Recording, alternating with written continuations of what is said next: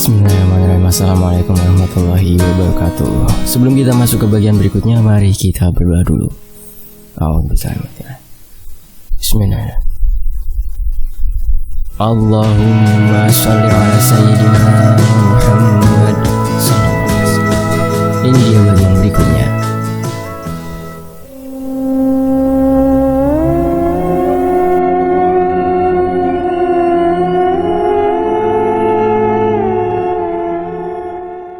Hari kedua ospek.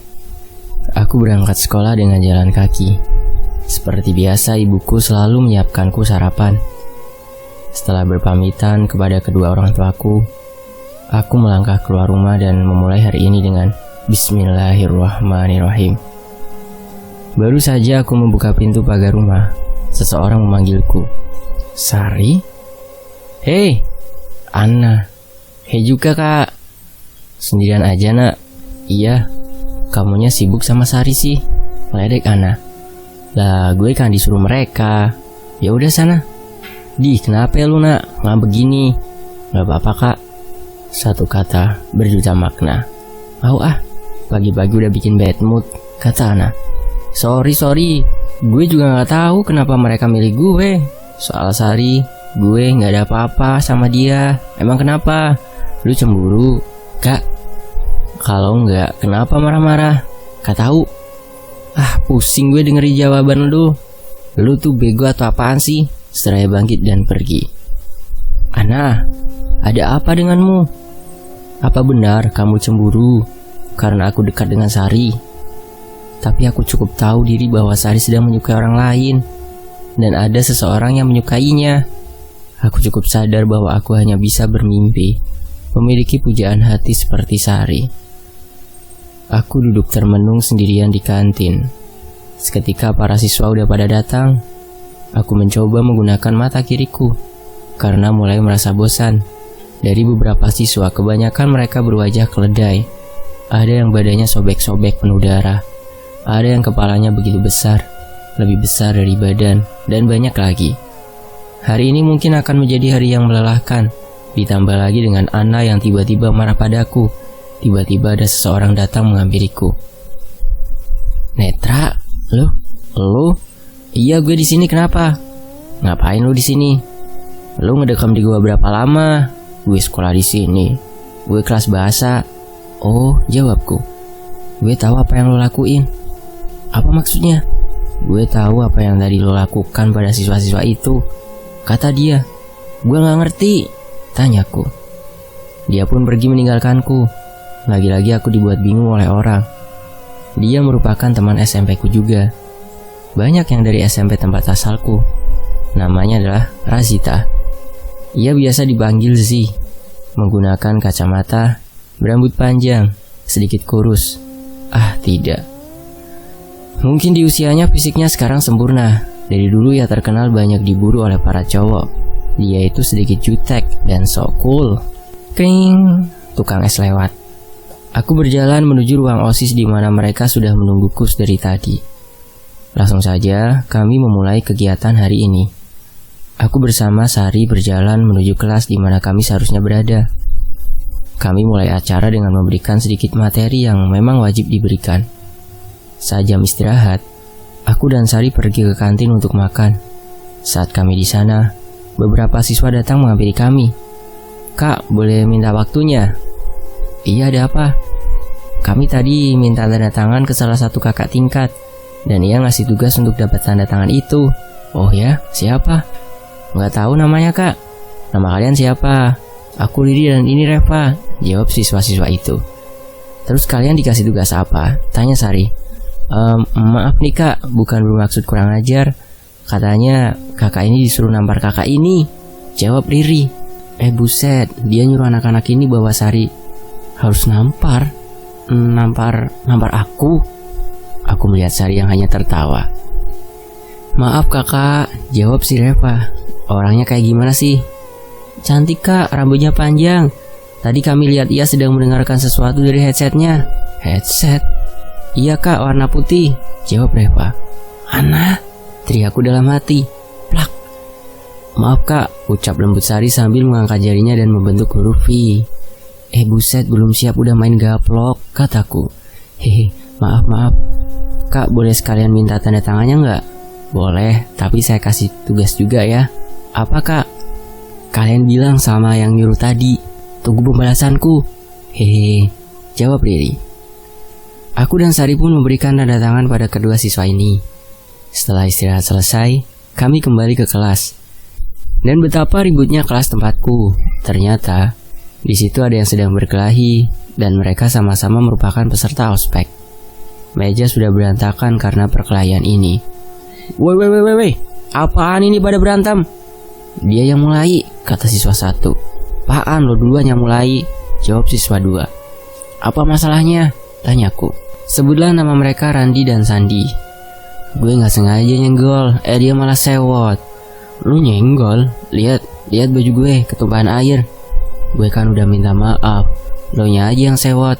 Udah, saya gak peduli siapa yang mulai. Saya mau kalian saling minta maaf. Atau kalian keluar dari kelas ini, sekarang. Bentakku membuat kelas menjadi hening.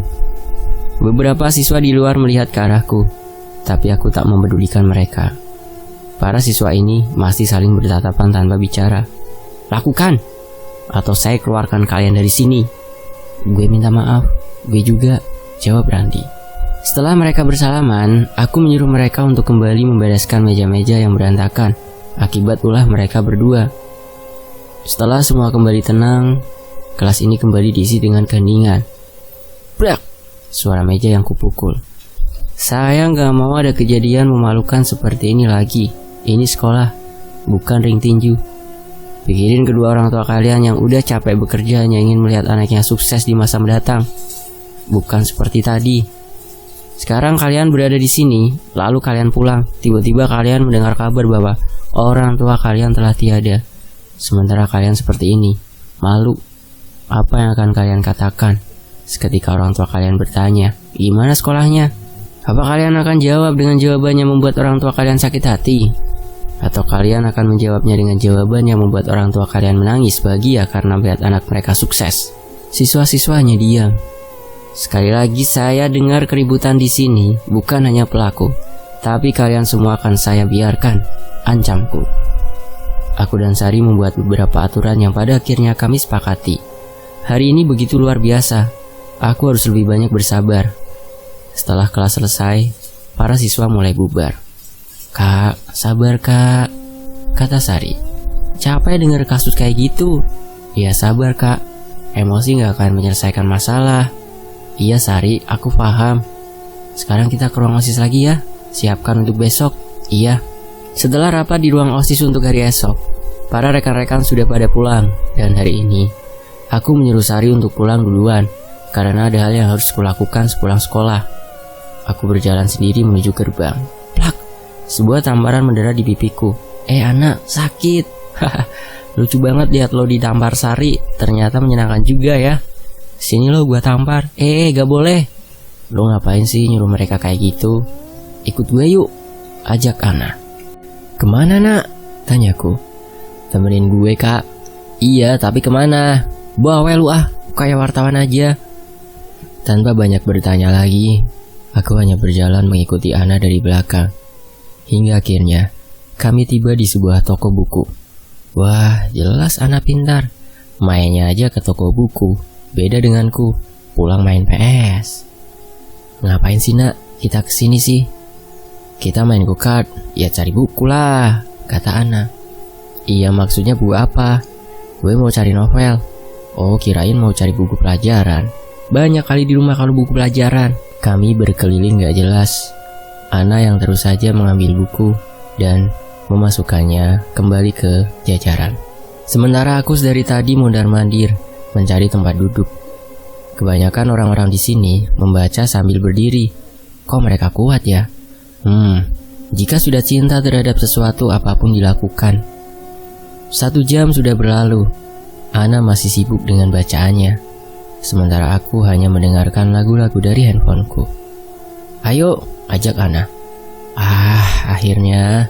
Kenapa lu? Kuat amat lu berdiri sejam lebih, tanyaku. Manja banget kak. Gitu aja udah capek. Dah gue balik. Gitu aja ngambek. kita makan dulu. Enggak, ntar gue dikacangin lagi. Kagak, udah ayo, gue yang traktir. Makan di mana? Soal yang beginian aja lo semangat. Ana mengajakku untuk makan di sebuah tempat gerobak pinggir jalan. Aku heran, baru kali ini lihat cewek ngajak makan di tempat seperti ini. Yakin lu mau makan di sini? Iya. Mengapa? Enggak. Jangan aneh ah, gue emang suka makan di tempat yang bergaya, tapi rasanya beda. Iyalah beda, menunya aja beda. Bukan itu kak, suasananya beda. Makan di tempat kayak gini tuh lebih enak dan murah, dan porsinya juga lumayan. Mungkin tempatnya rame, tapi gue suka. Entah kenapa gue suka. Gue hanya ingin menjadi sedikit berbeda. Ya selalu dah, kataku. Kami pun makan bersama. Aku yang emang udah kelaparan makan dengan begitu lahap. Sesekali Ana melihatku. Ia tertawa karena cara makanku yang udah seperti orang gak makan selama sebulan. Setelah kami makan, aku mengantarkan Ana pulang. Jam 5 sore, kami tiba di rumah Ana. Masuk dulu kak. Nggak usah, udah sore, lain kali aja ya. Ya udah. Sabtu nanti ada acara nggak? Coba lihat dulu ya di jadwal, kataku. Widih, gaya amat, sosok punya jadwal. Ya ada sih, kataku. Ya ngapain? Tidur. Lu bener-bener deh. Emang ada apa? Tanyaku. Kita ke daerah utara yuk. Pakai apa nak? Pakai kendaraan umum aja. Lihat ntar deh ya, kalau gue niat. Pokoknya harus ya, ajak Ana. Lah emang gue siapa lu? Gak mau tahu ah. Iya, rese lu. Biar rese juga cantik kan? Iyalah, cantik banget, jawabku. Ya udah gue masuk ya, lu hati-hati. Oke. Aku pun kembali berjalan pulang. Hari ini berlalu begitu saja. Tak ada hal yang menarik yang terjadi selepas jalan-jalan bersama Ana. Hari ketiga ospek. Aku teringat dengan seseorang yang keberadaannya baru aku ketahui kemarin. Razita, seorang gadis berkacamata yang merupakan siswa dari SMP yang sama denganku. Selama 2 tahun ini, aku baru tahu kalau dia sekolah di tempat yang sama denganku. Lalu, apa maksud dia berkata, dia tahu apa yang aku lakukan? Apa dia menyadari aku yang terkadang menutup mata kananku? Tanpa terasa, sedari tadi memikirkan Z, aku tengah tiba di sekolah. Aku langsung menuju ruang OSIS untuk menyimpan barang-barangku. Di sana belum ada siapapun. Mungkin aku datang terlalu pagi. Saat beberapa siswa mulai berdatangan, bertepatan dengan kedatangan perempuan yang kubicarakan tadi, Z sedang mengobrol dengan temannya di kantin.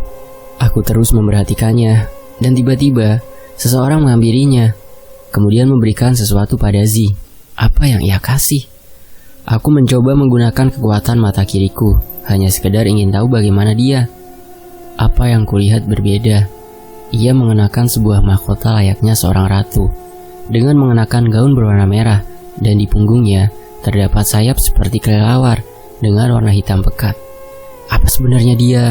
Seketika ia melihatku, aku langsung menurunkan tanganku. Astagfirullah, kenapa aku jadi memata-matai orang lagi? Dulu aku sudah mulai tak melakukannya karena aku takut dianggap menyalahgunakan kekuatan ini. Tapi aku masih penasaran dengan Z. Salah satu tanda bahwa Allah berpaling pada hambanya adalah Allah akan sibukkan hambanya dengan perkara yang tidak bermanfaat pada dirinya. Kalau kita sibuk ngurusin orang, itu tanda bahwa Allah berpaling dari kita. Kenapa? Karena akhirnya kita menjadi lupa zikir, sholat, doa, dan lain-lain. Yang kita lakukan hanya sibuk ngurusin kehidupan orang lain. Kring. Suara bel berbunyi, pertanda kelas akan dimulai. Ayo kak, kita ke kelas. Iya. Ada apa kak? Tanya Sari. Gak ada apa-apa, ayo masuk. Kami pun melaksanakan kegiatan ospek kembali. Kegiatan berlangsung dengan lancar. Saat jam istirahat, aku berjalan ke kantin sendirian. Iya, sendirian. Tidak dengan Sari. Seketika itu, aku melihat seorang anak yang tadi pagi menghampiri Si. Iseng-iseng aku menggunakan mata kiriku lagi. Ia tak terlihat jauh berbeda. Sosok manusia biasa, namun wajahnya yang begitu gelap. Bahkan aku tak dapat melihatnya. Ia berjalan ke arah kantin, tempat di mana aku sedang berdiam diri. Sambil menikmati es jeruk pesananku, aku mendengarkan lagu di handphoneku. Tiba-tiba ia berjalan ke arahku, karena kursi kosong yang tersisanya di dekatku. Aku mencoba membuka topik dan mengajak ngobrol. Bro, iya kak, kata dia. Gue mau nanya. Nanya apa kak? Tadi pagi gak sengaja gue lihat lu ngasih sesuatu ke Z. Ah, masa? Salah lihat kali. Enggak, beneran itu lo. Lu ngasih apa? Enggak ngasih apa-apa kak. Lu kasih apa? Nadaku sedikit naik. Enggak kak, ngasih apa? Uang. Uang? Uang untuk apa? Dia minjem uang sama aku kak. Kenapa lu tutup-tutupin kayak gitu? Kata Kak Z jangan kasih tahu siapapun. Udah ya, aku ke kelas dulu. Dia pun pergi menuju kelasnya yang entah di mana. Sementara makanan yang ia pesan pun malah berpindah tangan padaku. Tapi baiknya ia belum membayarnya, jadi anggaplah aku yang memesan. Sedang asyik makan, seorang datang dan merebut mangkok yang ada di depanku. Nih anak main ambil aja. Hehe, bagi dikit napa? Ya udah sih, kan bisa minta baik-baik. Sorry. Eka ganteng, minta ya. Ambil sono, tapi bayar sendiri. Ih jahat, kan lo yang makan. Ih gitu ih. Bercanda gue nak. Hidung lu terbang tuh. Mau digampar, asem. Hari-hari berlalu, aku tak melihat adanya aktivitas yang aneh lagi dari para siswa. Ospek telah berlalu. Kini saatnya kami menjalani pembelajaran untuk persiapan dalam menghadapi ujian nasional. Hari ini adalah hari Jumat di mana pembelajaran dimulai.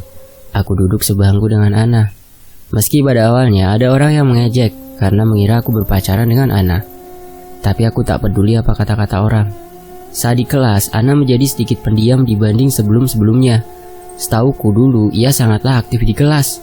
Kak, besok jadi ya jalan sama gue. Iya bawel. Emang kenapa sih harus gue? Harry sibuk, lo doang yang kesisa. Kan lu tahu sendiri kita bertiga dari dulu. Iya sih, kan banyak cowok ganteng di sini. Biarin, gue pengennya sama lu. Gue nggak bisa sama orang. Serah lu dah, jawabku. Sepulang sekolah, aku dan Ana pulang bersama. Seperti sebelumnya, ia memintaku mengantarnya ke toko buku.